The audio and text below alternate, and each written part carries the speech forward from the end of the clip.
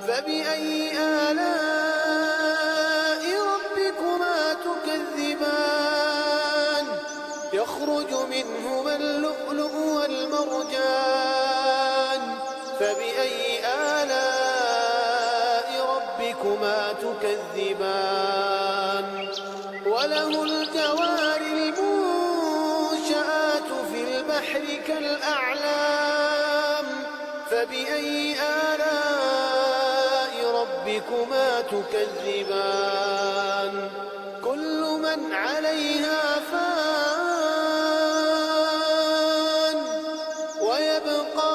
وجه ربك ذو الجلال والإكرام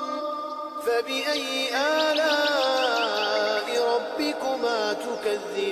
تكذبان يسأله من في السماوات والأرض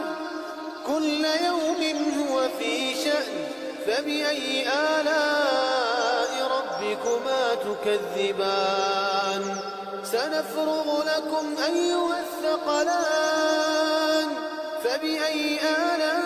آلاء ربكما تكذبان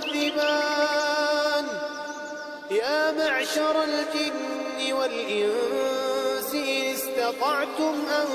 تنفذوا من أقطار السماوات والأرض فانفذوا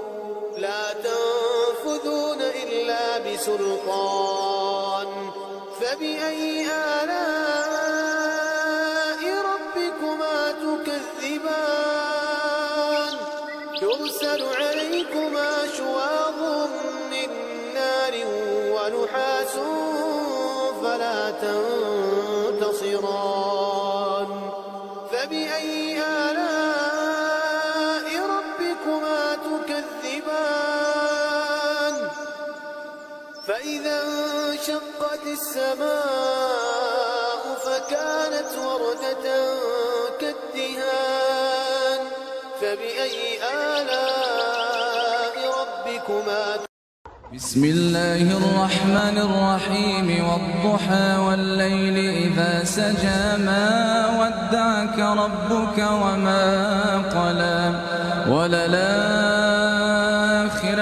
خير لك من الأولى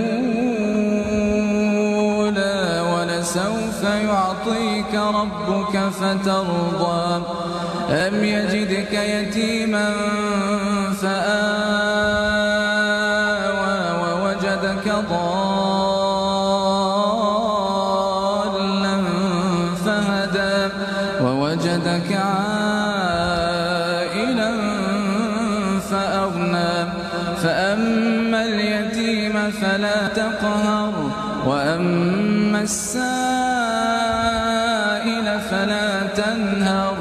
وأما بنعمة ربك فحدث